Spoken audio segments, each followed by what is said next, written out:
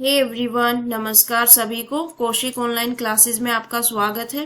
तो आज हम अपनी वीडियो में डिस्कस करेंगे जो हमारा HSSC TGT नेचुरल साइंस का एग्जाम हुआ था उसका कंप्लीट सॉल्यूशन विद एक्सप्लेनेशन। और ये कंप्लीट वीडियो देखने के बाद आपके साइंस के बहुत सारे टॉपिक कवर हो जाएंगे जो आपके लिए बहुत हेल्पफुल होगा आगे आने वाले एग्जाम, चाहे वो NVS हो, KVS हो, DSSB हो या कोई और एग्जाम। तो चलिए शुरू करते हैं। फर्स्ट क्वेश्चन है, the irritant red haze in the traffic and congested places is due to oxides of nitrogen. जो नाइट्रोजन डाइऑक्साइड गैस होती है वो हाईली पॉइजनस होती है और डीप रेड इन कलर होती है, और जब ये मिक्स होती है एरोसोल के साथ तो ये रेडिश ब्राउन कलर का हेज ट्रैफिक में कॉज करती है। इसका मेजर सोर्स क्या है नाइट्रोजन ऑक्साइड का? ये जो फ्यूल रिलीज होता है ऑटोमोबाइल से, यही इसका मेन रीजन है। सेकेंड क्वेश्चन है, विच of the following is first genetic material. First genetic material कौन सा है? RNA, ribonucleic acid. ये राइबोन्यूक्लिक एसिड को फर्स्ट जेनेटिक मटेरियल क्यों कहा गया है? इसके पीछे दो रीजंस है। फर्स्ट क्या है, जितनी भी लाइफ प्रोसेसेस होती है, चाहे वो मेटाबॉलिज्म हो, ट्रांसलेशन हो, वो RNA के ही अराउंड इवोल्व होती हैं। RNA उनमें कैटालिस्ट की तरह एक्ट करता है। सेकंड क्या है, जो RNA जेनेटिक मटेरियल है, प्रिमिटिव सेल्स जो थी उनमें जो जेनेटिक इंफॉर्मेशन को स्टोर करने का और ट्रांसमिट करने का काम किसका था? RNA। DNA इसी से इवोल्व हुआ है।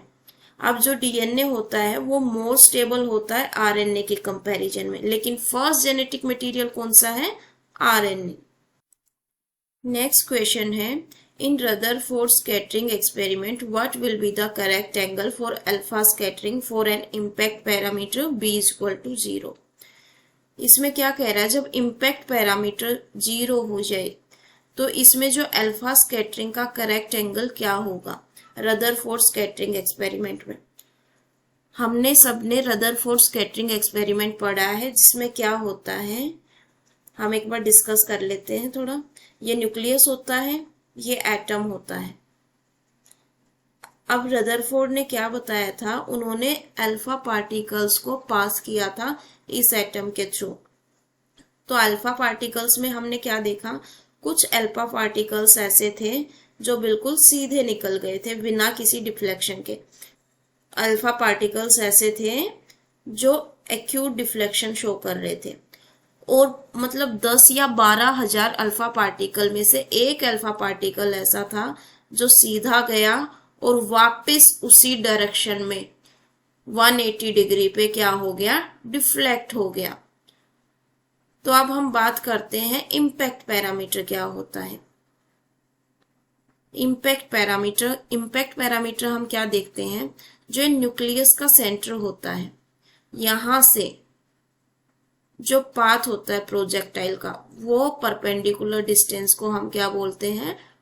Impact parameter. मतलब जो ये अल्फा पार्टिकल जा रहा था और ये जो है न्यूक्लियस का सेंटर है, इनके बीच की जो परपेंडिकुलर डिस्टेंस है उनको हम इम्पैक्ट पैरामीटर बोलते हैं। इसमें ये क्या होगी? B। अगर हम ऊपर वाले की देखें तो ऊपर वाले की यहां तक जो डिस्टेंस है उसको क्या बोलेंगे? B। तो इसका मतलब क्या है, हर एक अल्फा पार्टिकल के लिए जो इम्पैक्ट पैरामीटर होगा वो डिफरेंट होगा। और जैसे जैसे जो ये न्यूक्लियस से डिस्टेंस बढ़ती जाएगी अल्फा पार्टिकल की, तो डिफ्लेक्शन भी क्या होगा? कम होगा। अब हम जो ये इम्पैक्ट पैरामीटर है इसको कैलकुलेट कैसे करते हैं? इसको कैलकुलेट करने के लिए ये फॉर्मूला होता है Z² cot θ/2 4 pi epsilon nought Ke। इसमें Z क्या होता है? ये चार्ज नंबर होता है न्यूक्लियस का। E² क्या होता है? E क्या होता है? चार्ज ऑन एन इलेक्ट्रॉन होता है, जो कि 1.6 × 10⁻⁻19 कूलम होता है। cot θ/2, थीटा क्या होता है? जो ये एंगल होता है जिसको हम स्कैटरिंग एंगल बोलते हैं, जो ये रेज आई थी इसने एक्यूट एंगल पे जो डिफ्लेक्ट हुई थी, तो ये क्या होता है? थीटा होता है, by 4 pi epsilon nought Ke। Ke क्या होता है? जो ये काइनेटिक एनर्जी होती है। अब हम देखते हैं अगर बी जीरो हो, अगर बी जीरो है मतलब बी जैसे जैसे कम होता जाएगा उसका मतलब जो ये अल्फा पार्टिकल है वो न्यूक्लियस के पास आते जाएंगे, क्योंकि ये डिस्टेंस ही तो है, ये डिस्टेंस जैसे जैसे कम हो रही है तो पार्टिकल कहाँ आ रहे हैं, न्यूक्लियस के पास आ रहे हैं। अब बी बिल्कुल जीरो हो जाएगा तो क्या होगा, जो ये एक पार्टिकल था जो वापस रिफ्लेक्ट होके आ गया था, तो इस पे बी क्या है, बी इस पे जीरो है। अगर बी जीरो हो जाएगा तो हमारी ये पूरी टर्म जीरो हो जाएगी, क्या बचेगा, cot theta by two is equal to zero. Cot theta by two,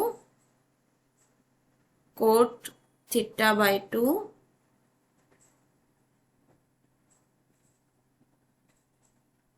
is equal to zero. और यहां से हमारा थीटा बाई टू क्या आ जाएगा, थीटा बाई टू क्या आ जाएगा, पाई बाई टू। किसके बराबर आ जाएगा ये, पाई बाय टू। और फिर यहां से थीटा किसके बराबर आ जाएगा, थीटा बराबर आ जाएगा पाई के, मतलब 180 डिग्री। तो इसका सही आंसर क्या होगा, 180 डिग्री। हम यहां से भी वैसे देख सकते हैं, हमें समझना है तो जब इम्पैक्ट पैरामीटर जीरो होता है तो ये वापिस वहीं डिफ्लेक्ट हो जाता है उसी डायरेक्शन में 180 डिग्री पे।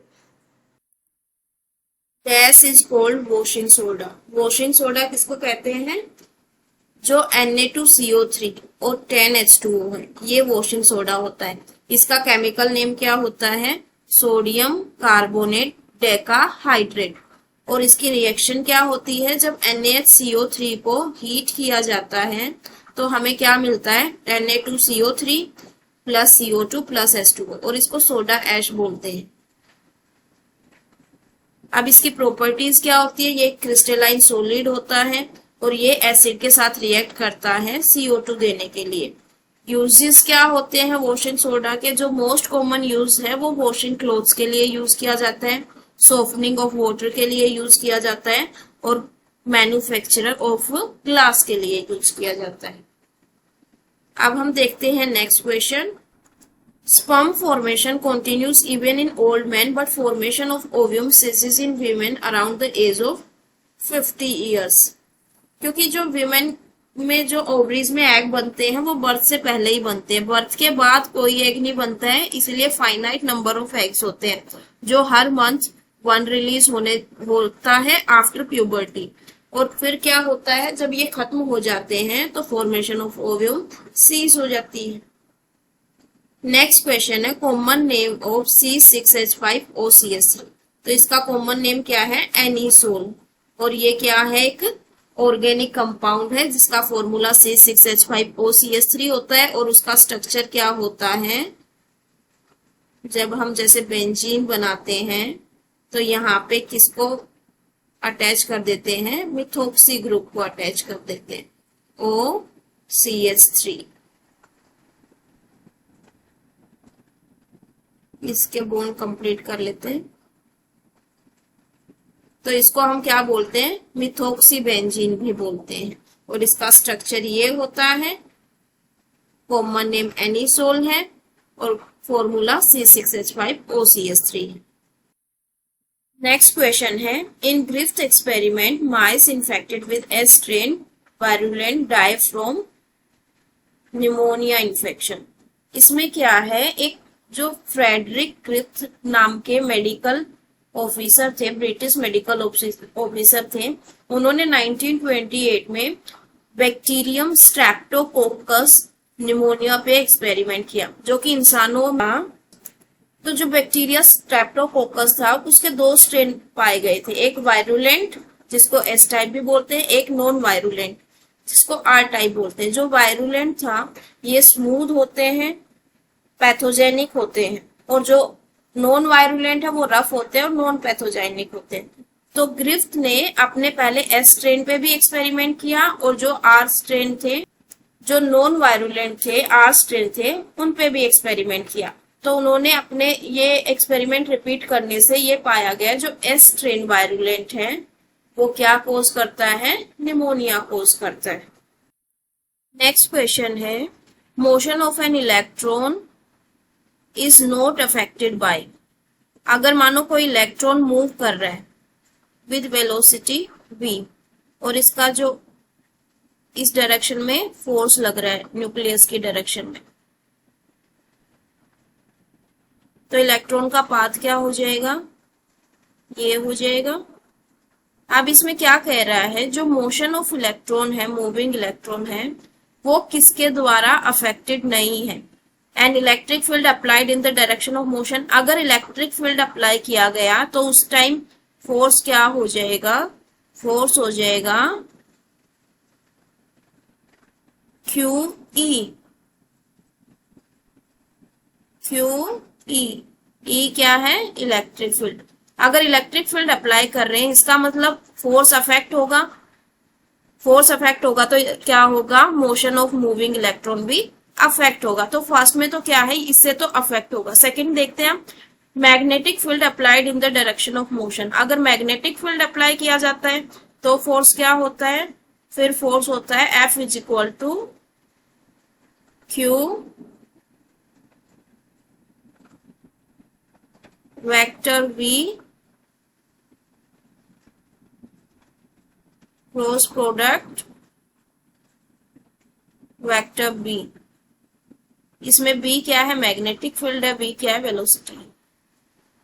अगर जिस डायरेक्शन में मोशन हो रहा है, मान लो इस डायरेक्शन में मोशन हो रहा है और उसी डायरेक्शन में अगर ये मैग्नेटिक फील्ड अप्लाई किया जाए तो इनकी जो क्रॉस प्रोडक्ट का रिजल्टेंट क्या आ जाएगा, इनका रिजल्टेंट क्या आ जाएगा, ये 0 आ जाएगा। अगर ये 0 हो गया, अगर ये 0 हो गया तो फोर्स भी क्या हो जाएगा, 0 हो जाएगा। और फोर्स 0 है इसका मतलब कोई फोर्स नहीं लग रहा, तो मोशन ऑफ इलेक्ट्रॉन भी क्या होगा, अफेक्ट नहीं होगा। तो इसका सही आंसर क्या होगा, बी।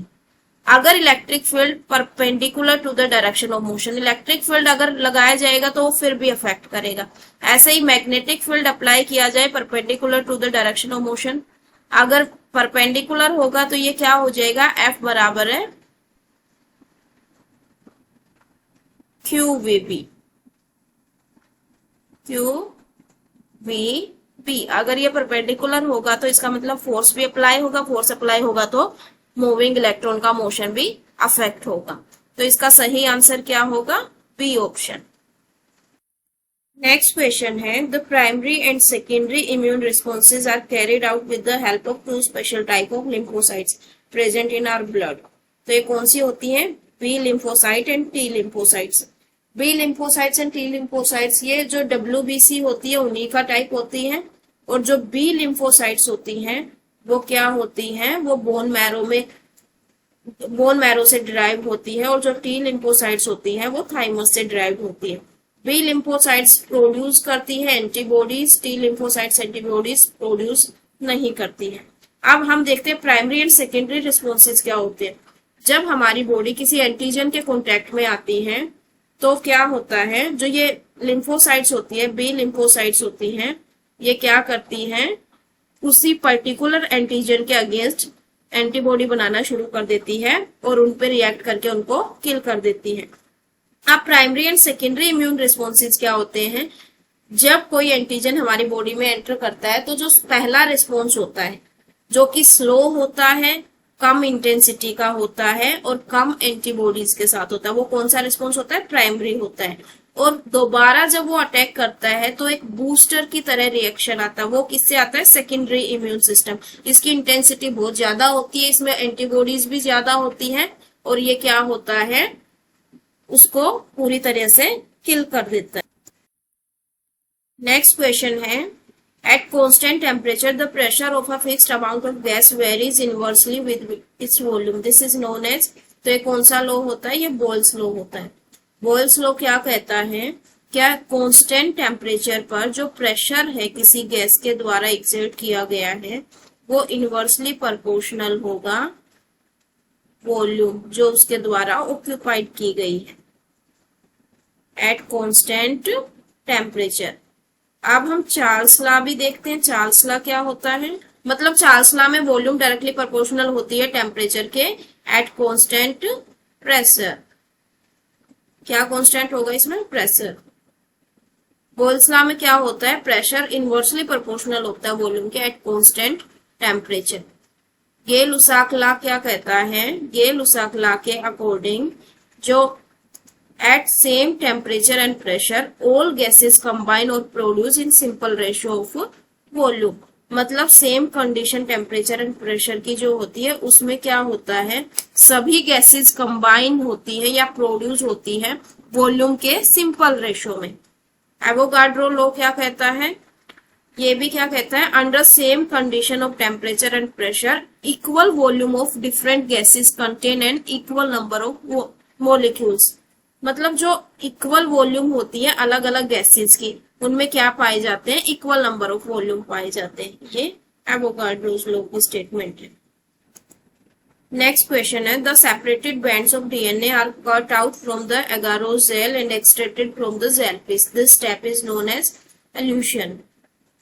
क्या होता है? जो डीएनए के फ्रेगमेंट्स को सेपरेट किया जाता है वो एक प्रोसेस होती है जिसको अगारोस जेल इलेक्ट्रोफोरेसिस बोलते हैं।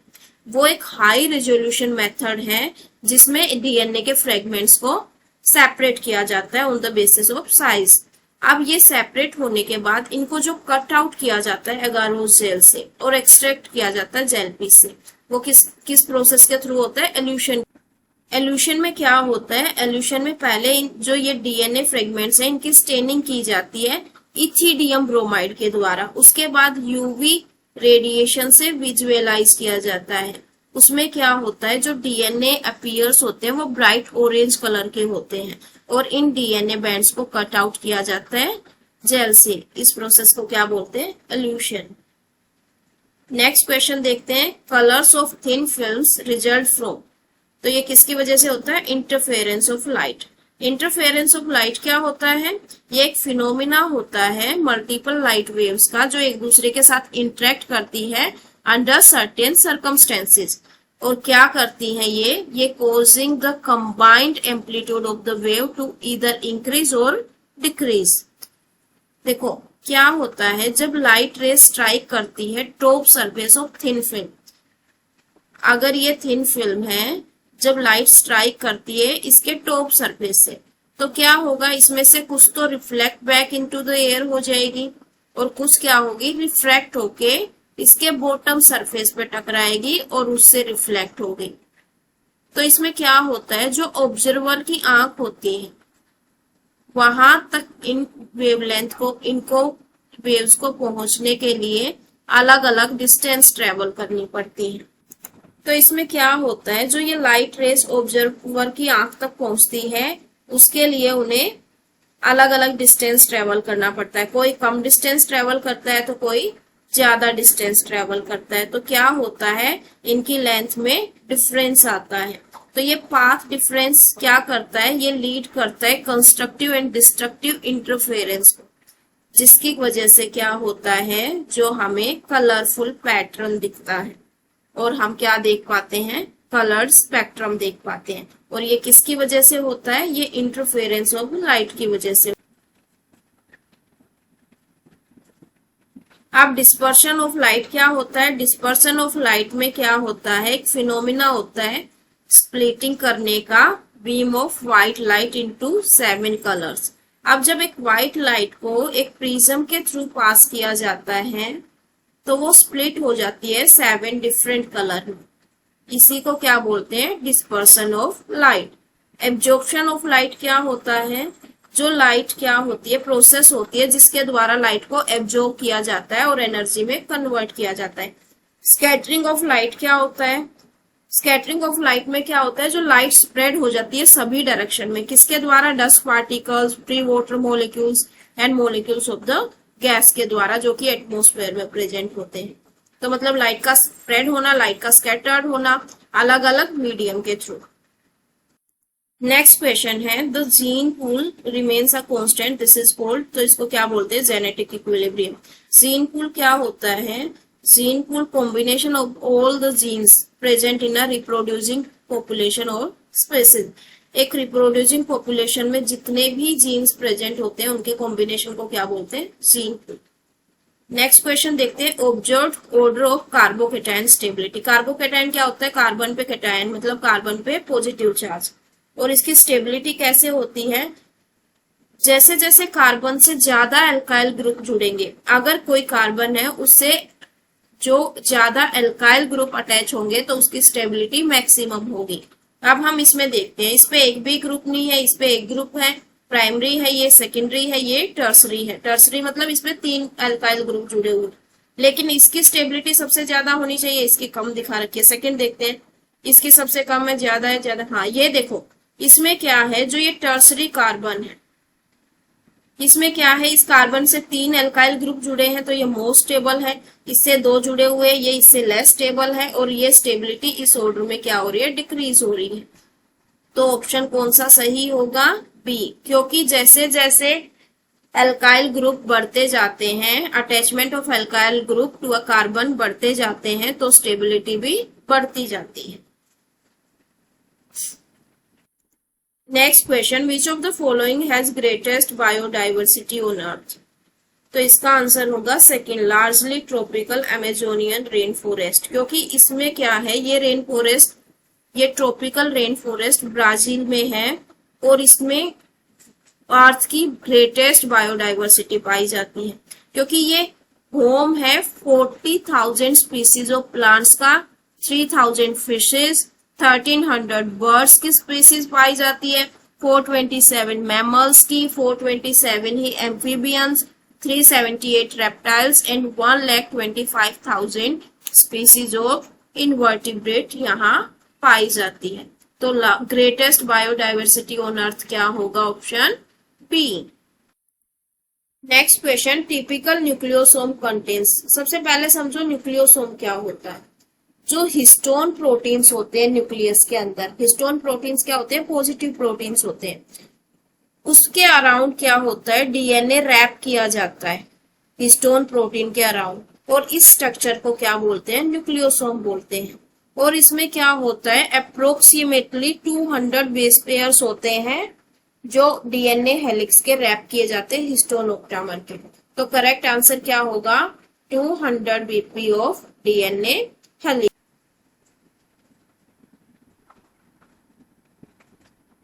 नेक्स्ट क्वेश्चन है, डीकम्पोजिशन इज लार्जली, इसका आंसर होगा एन ऑक्सीजन रिक्वायरिंग प्रोसेस। तो क्या होता है, जब ऑक्सीजन होती है तो डीकम्पोजिशन फास्ट होता है, और इसमें जो कॉम्प्लेक्स कार्बन कंपाउंड है वो क्या हो जाते हैं, वो डिकम्पोज हो जाते हैं, ऑक्सीडाइज हो जाते हैं, क्या प्रोड्यूस करने के लिए, कार्बन डाइऑक्साइड प्रोड्यूस करने के लिए। अगर ऑक्सीजन नहीं होगी तो कुछ स्पेसिफिक बैक्टीरिया होंगे जो ऑर्गेनिक मैटर को एनारोबिकली डिकम्पोज करेंगे, और उसमें केमिकल स्टेप्स भी ज्यादा होंगे और एरोबिक प्रोसेस से वो स्लो होगी। तो डिकम्पोजिशन किस पे डिपेंड करता है, ऑक्सीजन डिपेंडेंट प्रोसेस होती है। नेक्स्ट क्वेश्चन देखते हैं, the production of di hydrogen can be increased by reacting carbon monoxide of sine gas mixtures with steam in the presence of कौन से कैटालिस्ट, आयरन क्रोमेट कैटालिस्ट। और इस पूरी process को हम किसके नाम से जानते हैं, इसको वाटर गैस शिफ्ट रिएक्शन के नाम से भी जानते हैं। इसमें क्या होता है, जो डाई हाइड्रोजन प्रोडक्शन होता है उसके लिए रिएक्शन क्या होती है, कार्बन मोनोऑक्साइड जब रिएक्ट करता है गैसियस फॉर्म में H2O के साथ,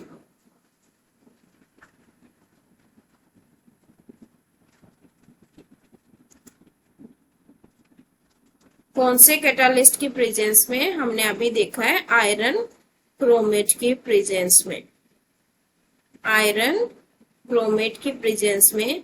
तो ये क्या प्रोड्यूस करता है, CO2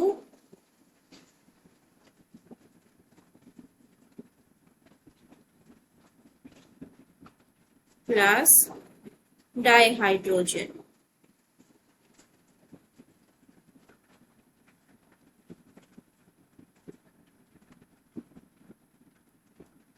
और इस पूरी रिएक्शन को हम वाटर गैस शिफ्ट रिएक्शन भी कहते हैं। नेक्स्ट क्वेश्चन देखते हैं,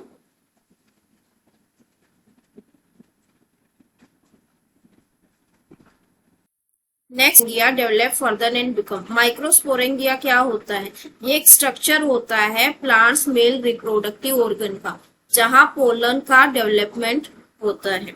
और पोलन डेवलपमेंट होके डेवलपमेंट के बाद ये क्या बनाता है, पोलन सैक बनाता है। तो करेक्ट आंसर क्या होगा, सी। नेक्स्ट क्वेश्चन है, overall ability of the host to fight the disease causing organism conferred by the immune system is called immunity. Immunity ही होती है ना, जो भी पैथोजेंस हमारे शरीर में एंटर करते हैं उनको किल करने के लिए और हमें प्रोटेक्ट करने के लिए। ये जो न्यूमेरिकल वाले क्वेश्चंस है ये हम बाद में इकट्ठे डिस्कस करेंगे, तो इनको मैं बीच बीच में एक दो क्वेश्चन जो आ रहे हैं इनको छोड़ रही हूँ।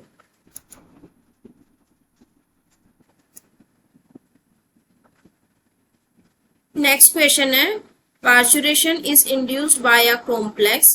पार्चुरेशन किसके द्वारा होती है, न्यूरो एंडोक्राइन मैकेनिज्म के द्वारा। पार्चुरेशन क्या होता है, जो चाइल्ड बर्थ की प्रोसेस होती है, जो प्रोसेस होती है वो bringing a child from the uterus. और पार्चुरेशन के दौरान क्या होता है, यूट्रस कॉन्ट्रैक्ट करता है फीटस को सर्विक्स की तरफ पुश करने में, और ये प्रोसेस कंटिन्यू रहती है जब तक फीटस बाहर नहीं आ जाता। नेक्स्ट क्वेश्चन है, restriction enzyme belongs to a larger class of enzymes called nucleases. Nucleases इनको बोलते हैं ब्रेक करने में। लैक्टोज कौन से होते हैं, जो शुगर फाउंड होती है मिल्क में, जो मिल्क में शुगर मिलती है या अदर डेयरी प्रोडक्ट में, उसमें क्या होता है, लैक्टोज होता है। लैक्टोज को कौन ब्रेक करता है, लैक्टेजेस। अमाइलेजेस क्या होते हैं, ये स्टार्च को ब्रेक करते हैं माल्टोज में, और आगे जाके जो माल्टेजेस है वो माल्टोज को 2 मोलिक्यूल्स ऑफ ग्लूकोज में ब्रेक करते हैं। प्राइमरी प्रोडक्टिविटी क्या होता है, इकोसिस्टम की। नेक्स्ट क्वेश्चन है, gross primary productivity of an ecosystem is the. पहले प्राइमरी प्रोडक्टिविटी क्या होती है, प्राइमरी प्रोडक्टिविटी होती है जो ऑर्गेनिक मैटर प्रोड्यूस किया गया है पर unit area over a time period. किसके द्वारा, प्लांट्स के द्वारा। किसके दौरान, फोटोसिंथेसिस के दौरान। तो फोटोसिंथेसिस के दौरान प्लांट्स के द्वारा जो ऑर्गेनिक मैटर प्रोड्यूस किया गया है पर unit area over a time period, उसको क्या बोलते हैं, प्राइमरी प्रोडक्टिविटी। अब ग्रोस प्राइमरी प्रोडक्टिविटी क्या होती है किसी इकोसिस्टम की, तो gross primary productivity of an ecosystem क्या होती है, rate of production of organic matter during photosynthesis. Photosynthesis के दौरान जितना भी प्रोडक्शन हुआ है ऑर्गेनिक मैटर का, उसको क्या बोलते हैं, ग्रोस प्राइमरी प्रोडक्टिविटी। तो ये किसकी वजह से होती है, ये क्या है, rate of production of organic matter during photosynthesis.